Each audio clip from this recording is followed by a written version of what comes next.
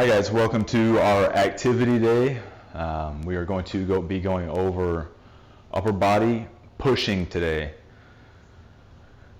And again, we'll just, one more time, I'll just say that the bench press is really not that important of a movement. You could be a great athlete, you could achieve a lot of physical goals without ever doing a bench press. I know lots of athletes and coaches who do that. They've neglected the bench press altogether, but because it's so popular and because it's used frequently, we are going to hammer on it and talk about it. And it's also kind of fun to do. So number one thing is we're going to talk about safety. So I'm lifting by myself today. Not the smartest thing, especially if you're doing a real bench press workout where you're handling loads that could injure you. And I'll say that for the bench press, there's about 1 to 3 deaths per year in the United States from bench pressing, and it's pretty typically is that maybe mom or dad has a bench press set up in the basement, and the 8 or 10-year-old kid goes down and starts bench pressing and gets pinned and it rolls back to their throat, and that's the end of that. So we want to be safe at all times. And one of the best things that we can do to be safe is to have a spotter. So if I am bench pressing, I'm going to have a spotter, right? And as that individual is bench pressing, what the spotter is going to do, you guys are going to communicate about whether they want help with a lift off or not.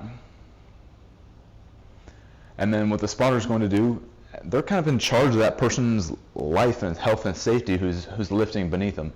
So what they need to do is have those hands ready to go at all times. So hands kind of hovering around the bar. Don't touch it unnecessarily. Don't be like trigger happy or early to grabbing that bar. But it's better to be early and grab it unnecessarily than to be too late and miss your chance to help them out. And if you see that the spotter or the lifter, is handling a weight that you don't know that you can really do much about. So if somebody waves me over and they're bench pressing 450 pounds or 500 pounds, yes, I could probably help them out enough to get the bar back in the rack. But is it really worth the safety risk of just doing it by myself? Or maybe I should say, hey, grab a couple of other lifters in the gym or teammates and say, hey, can you guys kind of stand on the sides and I'll let you know if we need some help. And then that way you have 3 spotters and 1 lifter who can stop that lifter from getting injured or potentially killed from that bar. So when you're spotting, your attention, your focus is on that bar. One thing, I don't really like spotting as a coach.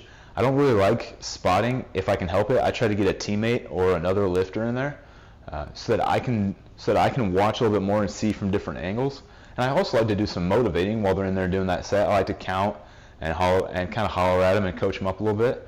And when I'm spotting, I tend to just keep my mouth shut and focus on what's going on with the bar and try to watch and kind of judge and gauge, okay, when's the right time for me to snatch and grab that bar. And my hands are going to be, I'm going to have an alternate grip when I'm spotting, and that way, if I go to grab it with both hands over, that bar might roll outwards back towards me. And same thing underhand, it might roll away from me, or my biceps are really not that powerful or strong enough to maybe save somebody's life. I might not get enough force out of them. And so one hand over, one hand under gives you a little bit more grip on the bar, makes that much easier so it's not slipping out of your hands. And it's just a little bit safer for everybody. So as far as spotting goes, that's typically how we want to spot. And it's all about communication ahead of time. For the lift off, how many reps are they going for?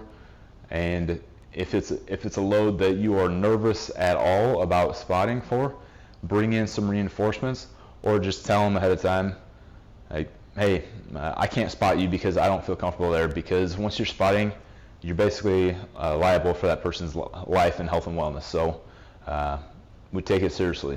So that's for our spotting purposes on the bench press. And then let's do a little bit of bench pressing, and we'll talk about some forms. Yeah. All right, so once I'm in here and I'm set up to bench press, what's my form gonna look like?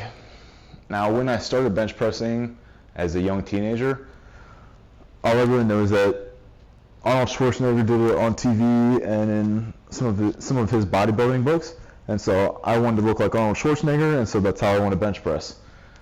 And not that there's anything wrong with that, but when I saw those bodybuilders bench pressing, they had pretty wide grips, and so I was bench pressing with a pretty wide grip,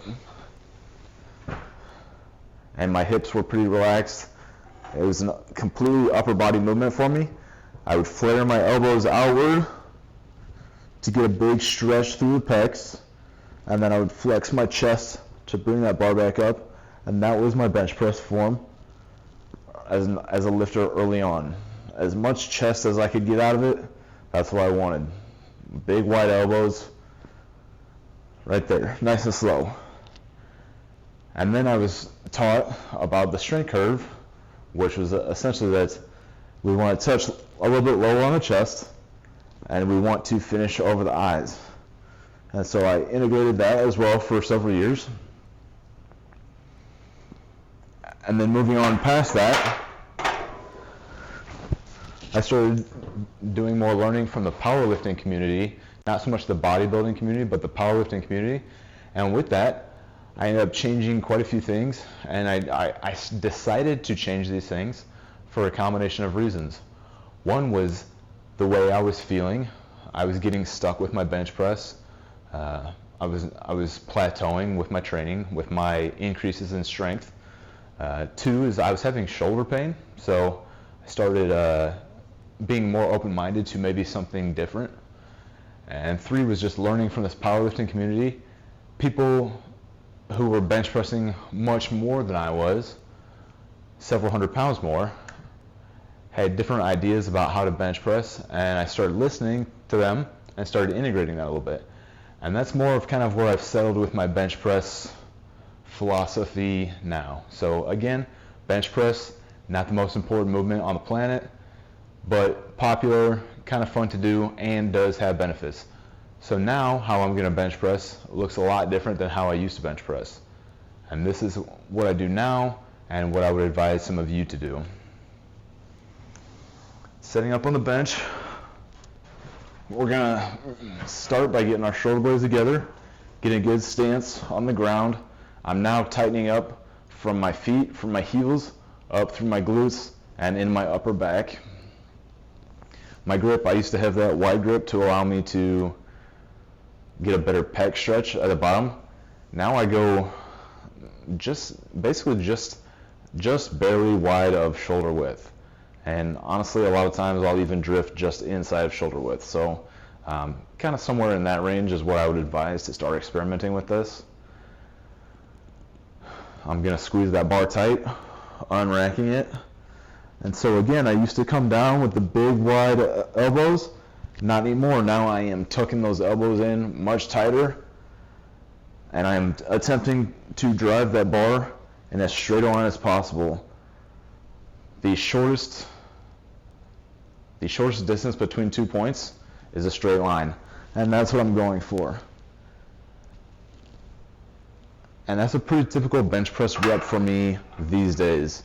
Is I've got full body tension. It's no longer an upper body exercise. It's now a full body exercise, and it's no longer a chest exercise for me. It's more of an arm exercise. So my full body gets tight and tense to help produce a stable foundation. And then honestly, I really just want my arms producing the majority of that force.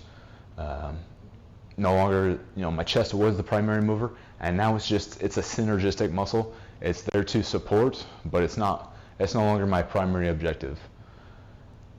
So if you are interested in bodybuilding and growing your chest, you might use that wider grip, wider elbow kind of angle there. But if you're more performance-based, whether your performance is with the bench press or your performance is out on the sporting field, you may seriously want to consider sort of that evolved format with the tighter grip and the much tighter elbows. And another thing to think about on that bench press I didn't mention is that you're not just lowering the bar to, you're actually pulling it back down to you, so you're helping to tighten up that upper back even more at the bottom and towards the bottom. And at the bottom, if and when you kind of get that technique down, you're actually going to open up your lats a little bit and flex those lats to kind of give you a spring load from the bottom if you're interested in kind of pursuing that bigger bench press. But in sport, in football, if you're an O lineman, bench press is probably more conducive to being on the O line versus any other sport, really. You're in here tight with that punching motion there. So if you're bench pressing out here all the time, that might have a mitigated carryover onto the sport field. Whereas if you're bench pressing right there, there's more of a direct carryover. Not to mention the increased shoulder stress that comes from that big wide bench press. So if I was bench pressing for performance or I was trying to lift heavy that day, that's a little bit more how I would bench press now. But you can still have variety to your bench press. You can go with a wide grip, that's going to get more pecs and shoulders. You can go more narrow grip, that's going to really isolate the triceps. And some lifters will go reverse grip. I personally don't like that one. I've never really felt it to be beneficial for me. I've never gotten a great tricep isolation out of it, but I've seen and heard that a lot of lifters really enjoy it. So that'd be your preference, potentially something to experiment with. But also remind you, another reason I don't really like that reverse grip is I feel pretty vulnerable there. I feel like that bar is more likely to slip out and cause me some damage. So for a few reasons, I'm not really a big fan of the reverse grip, but I've heard great things, and I know some people really like it and circulate it in on a semi-regular basis. How about the angle of our bench press? We've got flat bench. We can raise our bench up, go higher and higher. And what happens as we're going higher and higher? We're moving away from those pecs a little bit, and as the angle of force changes, we're calling on different muscles. So we might go from the pec major into the pec minor a little bit more, and those shoulders are definitely going to get challenged more as well. And our traps are going to kind of come into the game a little bit more as a stabilizer. So as we sort of change our angle from flat horizontal and we work our way upward towards vertical, we do get some different muscle changes. And keep in mind sort of what your sport is, what your activity is, why you're training. So yes, the majority of the population is going to get weaker as you leave that base position of a bench press and as you start getting more vertical. And that's all right. It's okay to train with a lighter weight when you're weaker. You actually might end up training with a harder relative weight at a different angle. But I would not advise only flat bench pressing your entire life or only overhead pressing your entire life. So working somewhere in between sometimes is going to help pick up some lagging muscles in a way that's sort of that base position, training that base position of flat bench press over and over and over again. You kind of look at what are your weak links on the bench press. Is it the shoulders, the triceps, the lats? And then you want to train movements that help pick on those more and more. So if it was my shoulders, I probably would maybe gravitate towards some more of the higher incline work and really isolate those shoulders a little bit more. And if it was my triceps, I would probably do some more close grip pressing, things like that. And you can also play around with the range of motion. So let's say we are at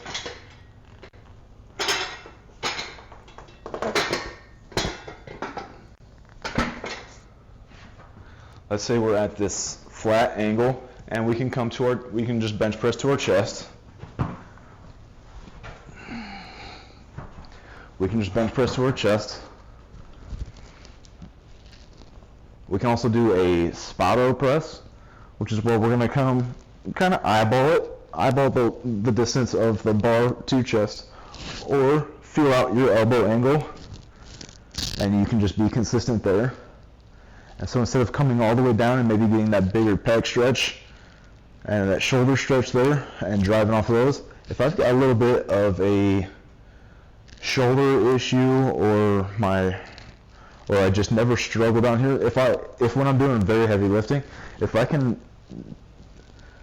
traditionally bring it down and I bring it up to here, and then I get stuck there, that might be a good spot just to return to with some lighter weight, just to really train the heck out of that biomechanical position and the muscles that might be limiting your overall lift. So again, we are chasing the weak link there, or if you just want to do something different on a given day, you can do that as well. So that would be sort of the spotto press. Let's see, we can also do, let's kick these up a little bit.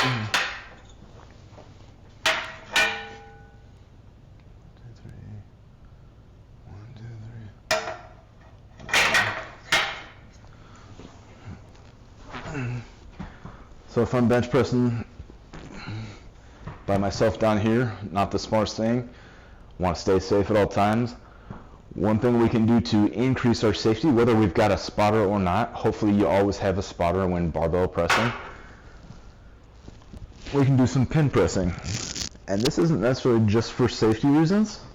Again, this would just be a preference.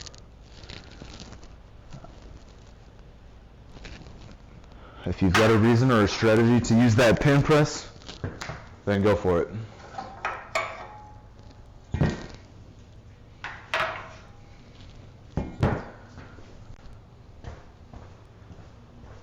And that pin press, extremely similar to our board press. You could use a block of 2x4s or 2x6s. Or you can use a FOMO, and what I would do there is right there, and we can pause, we can rest, we can relax, and then re-engage and press out, or we could tap and bounce and use a little bit of momentum there. So I wouldn't go too crazy on that and crack a rib or bruise the chest or whatever, but the pin press and the board press are extremely similar, but they have just some little nuances in there that are a little bit different. And on the board press, bouncing and that use of momentum and the stretch reflex is a little bit more natural, whereas the pin press, not so much. That's one that you're more likely to just pause, relax, and then re-engage. And the contractions in the muscles that are taking place on reps that have pauses integrated into them versus using the stretch reflex, there's different benefits there. When we use the stretch reflex, yeah, we're probably going to move that bar a little bit faster and be able to move a little bit higher weight load. But when we're pausing and it becomes a static activity overcome by dynamic motion, it's a little bit more sport related, especially if we're looking at maybe wrestling or football, where at some point it is very common to be completely stationary and then have to snap into action. So in wrestling, in the bottom position, you might have to push off the floor to stand tall, or in football, you're again, that is a fairly common activity for a handful of guys on the field. Ladies, I do not mean to talk so much about the guys, but I've got a background with coaching football, and in the weight room, a lot of times that's where my mind goes, so I apologize.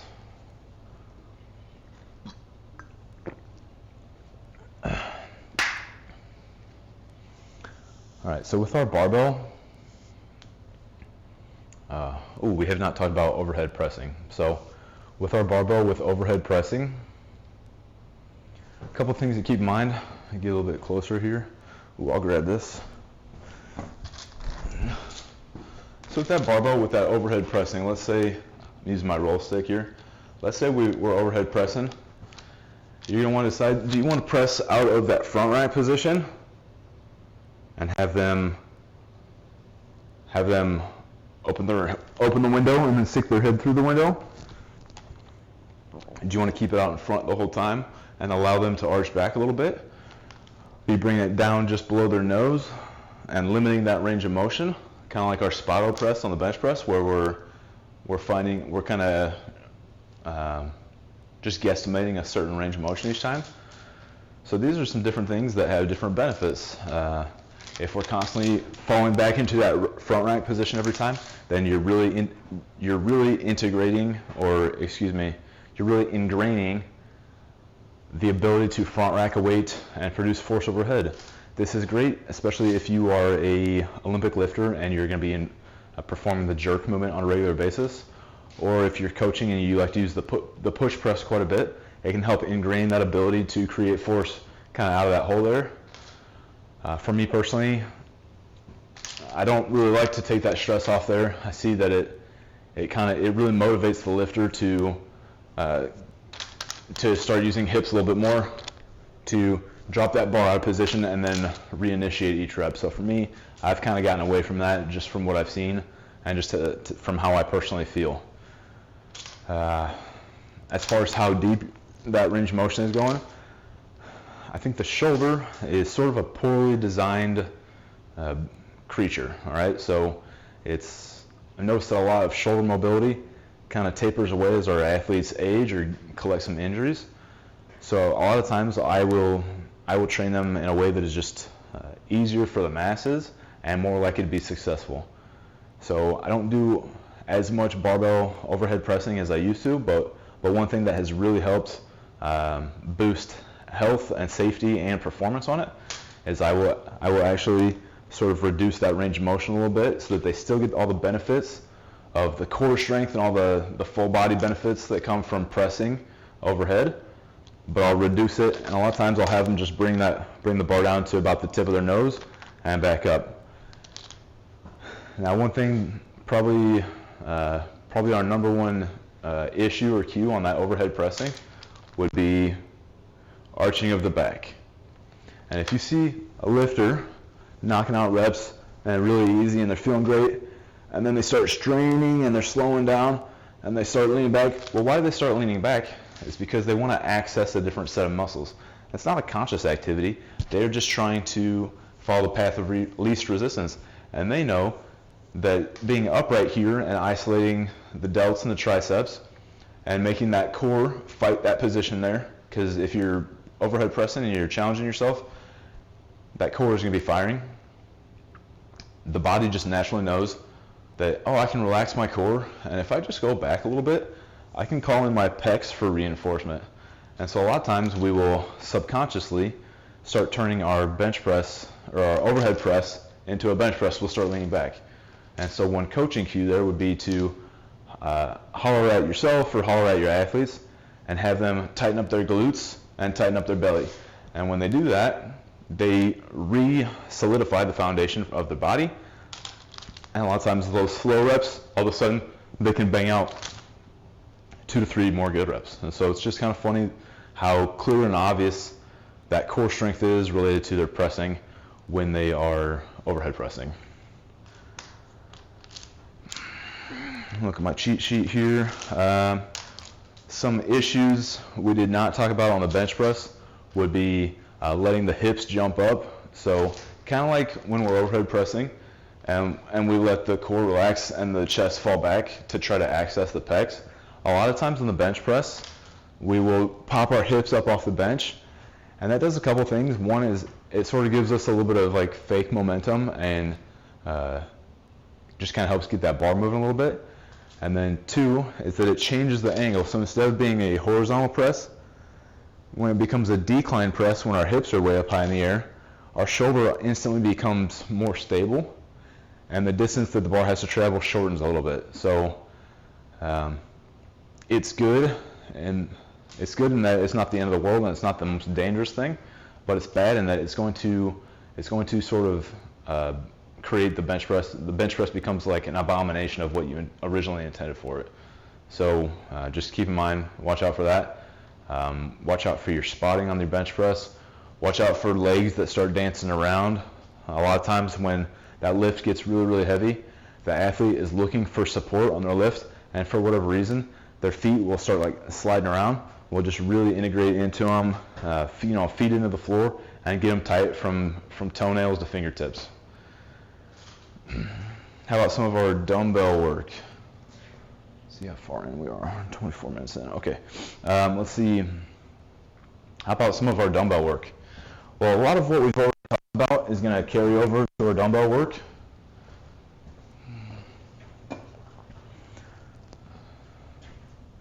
And these dumbbells, not as popular or as cool as the bench press.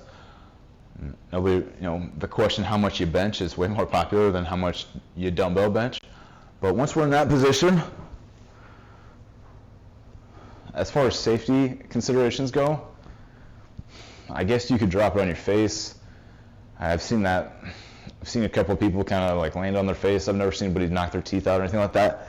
But really one of the biggest problems is that lifters returning to their own bench or sharing a bench, when they're done, they'll go and drop the weight. And if there's a dumbbell on the ground already, I've never seen this, but I've heard from other coaches, multiple coaches, that they have seen fingers laying on the floor in the weight room. Because a lifter gets done repping out, 80-pound, 120-pound dumbbells, whatever it is, and they just get exhausted and they kind of dramatically drop them off to the side. Well, if you take that 100-pound dumbbell or so, and it's falling at the rate of gravity, and there's another dumbbell down underneath it, if you just time it right, and those two dumbbells pinch together with someone's finger in between, I hear that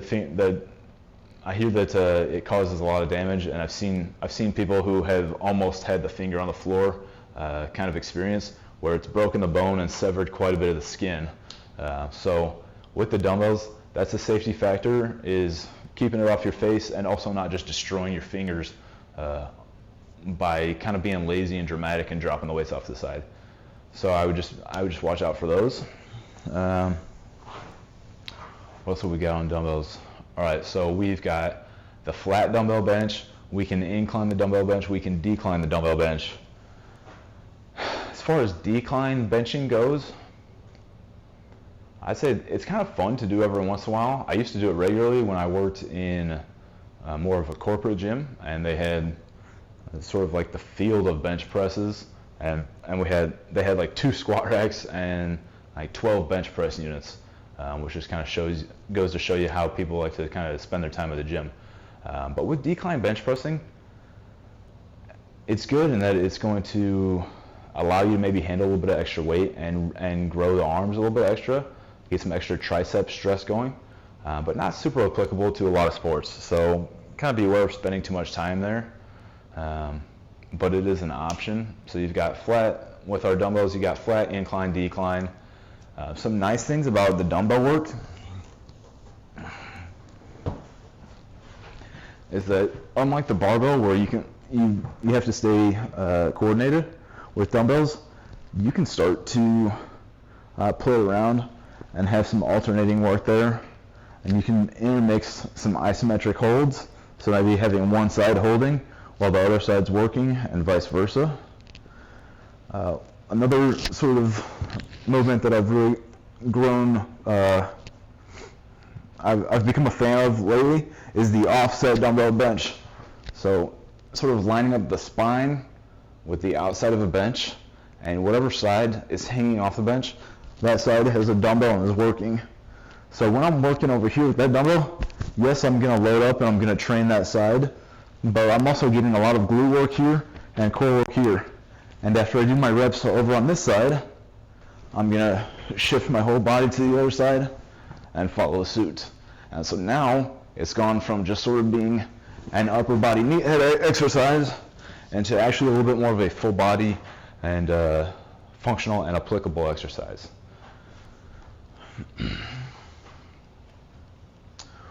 Ooh, we'll bring in, looking at my cheat sheet there, see I keep forgetting stuff. So the JM press is sort of a combination between a regular press and a little bit of an elbow hinge. So invented and popularized by a lifter by the name of J.M. Blakely. We're going to bring it in and press it out. So we're getting some hinging as well as some pressing. And you can play around with your form, you can change your angle, you can touch the shoulders, not touch the shoulders, you can use momentum, not use momentum, you can bring it back and eccentrically hinge it down And if it's so heavy, sometimes we know that we don't have a shot to concentrically hinge back up.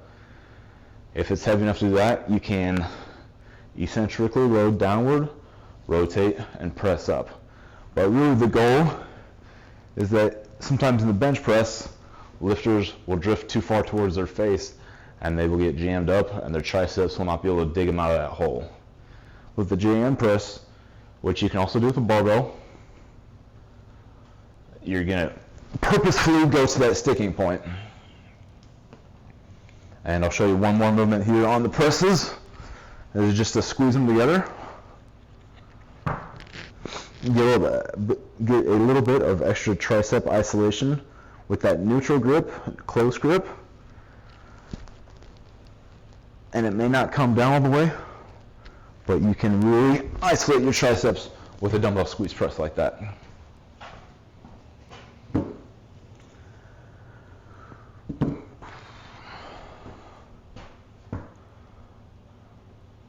And I would say that if I'm going to overhead press, I would be a much bigger fan of dumbbell work than I would be of barbell work.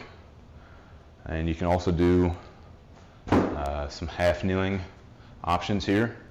So again, if we're training athletes and not just powerlifters or bodybuilders, powerlifters and bodybuilders may not care about being, I don't really like the word functional, but I'll use it.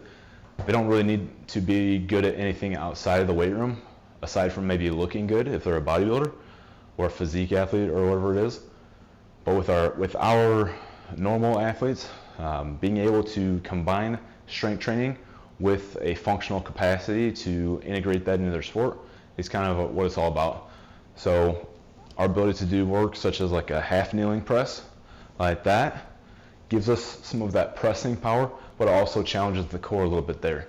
So this is going to be pretty similar to that offset dumbbell press that I was doing earlier. So I like the half kneeling press.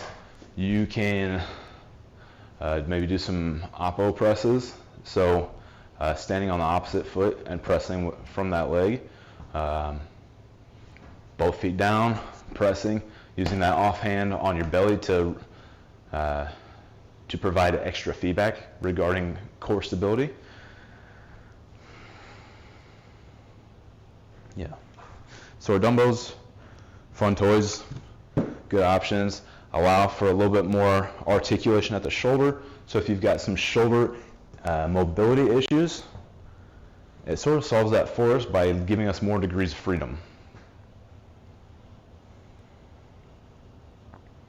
And the push-up is great. So we're going to talk about that for just a minute here. I'm guesstimating that will be done in about another 5 minutes, so stay with me here. And on this push-up, again, the push-up and the bench press are basically the same thing. The nice thing about the push-up is you're actually using body weight, and so you're getting more of an athletic benefit from it. You're going to get a little bit extra core work in. As far as safety considerations, kind of hard to get hurt doing a push-up. My son is 6 months old right now, so sometimes when he's getting up on all fours, he falls down on his face. But he's 6 months old, so hopefully you and I are not having that same problem. As far as form, you have, with the bench press, now how I was talking about all of the elbow positioning earlier and the grip options, you're looking at basically the same array of grip options and elbow issues that come with a push-up, if not more. So playing around with it a little bit, you can kind of decide what you want to pick on. Do you want to get good at the motion of actually pressing? Then it's probably going to be a little bit more tricep dependent. Are you just doing them to go down and get sort of a pec pump? You're probably going to be more off to the side. Now see, the number one issue I see with push-ups is a sloppy midsection. So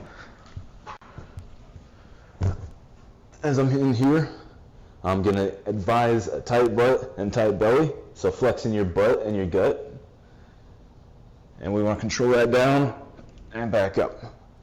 And we can play around with the grip all we want. But if and when we see some push-ups like that with a sloppy, soft midsection, kind of a banana body, nobody wants that.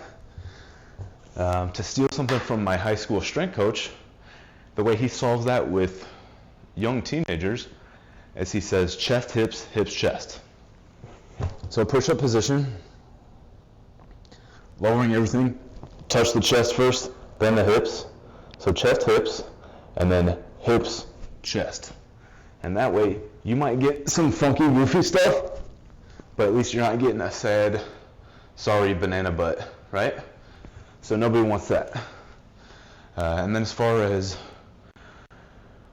your grip, one thing I also like about push-ups is that, yeah, you can move your grip in and out like this, but you can also move your grip in and out like that. So you can do offset push-ups, kind of challenge the shoulders and triceps in unique ways. You can go hands, knuckles. Honestly, if you have the ability to, go up on a pair of dumbbells. What that basically does is locks you into a neutral wrist position and gives you better access to your triceps. Yeah, so I like those push-ups on dumbbells, or parallettes, I guess they're called, is the little gymnastic stand. The angle, so push-ups, if you want to get a little bit more shoulder work in, you can just hike your butt in the air, and you can work there. You can kick the toes up on the bench,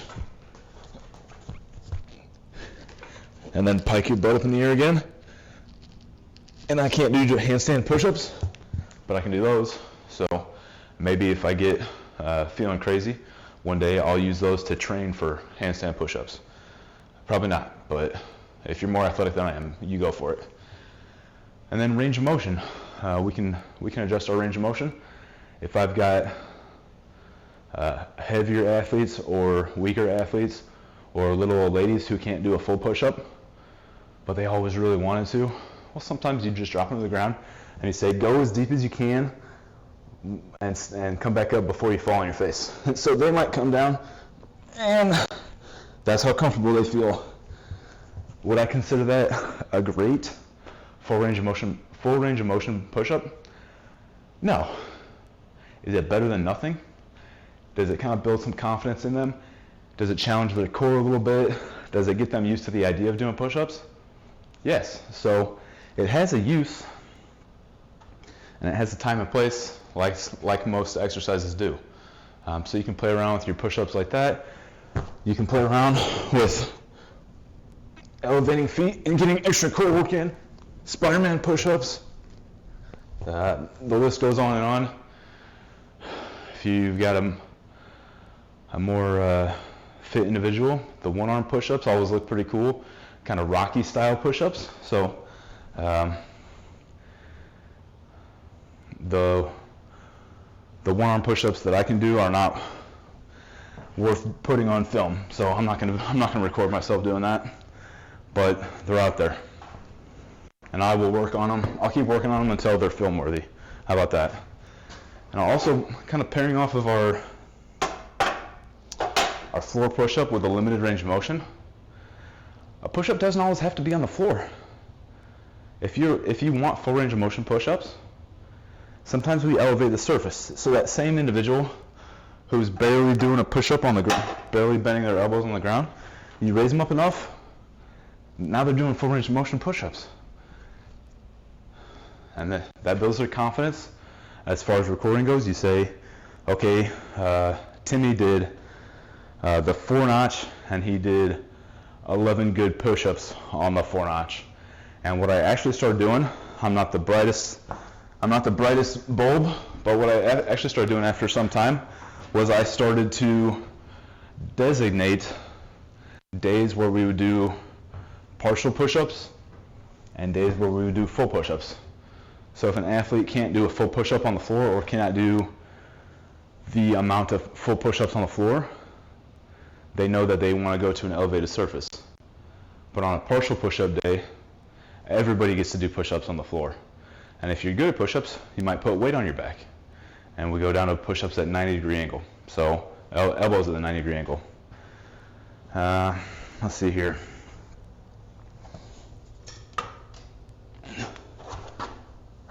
Another use of a barbell can be the landmine setup. Talk about an underrated option in the weight room, something that's sitting in front of everybody's face but is not getting used enough, is just a landmine option. So we can do standing presses, and what I really like about this landmine possibility is you can do different jerks, or jerk like that. You can do push press versions. You can do rotational presses like that. But if we're talking about just strict pressing, no, it's not vertical like the overhead press or horizontal like the bench press. It's kind of in between. But that's where a lot of sport play takes place, is that in between motion, right? If we're throwing, pressing, fighting, swimming, cheering, a lot of times we're somewhere out here. And what I've noticed, if I go real heavy on this and I'm working nice and slow, I don't know that I do anything that challenges my core in as terrible of a fashion as a slow, eccentric landmine press. And you can do it standing. You can go half kneeling. You've got options. It's a great option. And if you have somebody with shoulder pain who is hesitant to overhead press, this is a great movement. Superior in many, many ways. So I would encourage you all to really play around with that if you haven't. And a couple of closing notes. We're just about done. Make sure safety is the most important thing. So safety first. Do not get hurt bench pressing, just a bench press. So make sure you've always warmed up. We just got through our warm-up series. So if you need a reminder on some warm-up things, kind of revisit some of those videos. And really know, I would say, of all these, that landmine press is going to be an excellent one to experiment with. But of all these, get people doing push-ups well with their body in a good posture, and that way they can go out and do them anywhere, anytime, and it reduces, excuses, because they're going to have to do them at practice. They're going to be doing them in hotel rooms. They're going to be doing them at the gym. And then get people good at bench pressing, not necessarily strong at it, but proficient at it. They know how to be safe and smart spotters, and if they choose to do the lift, which a lot of people will, it's a very popular lift, that they're safe about it and that they have above average form.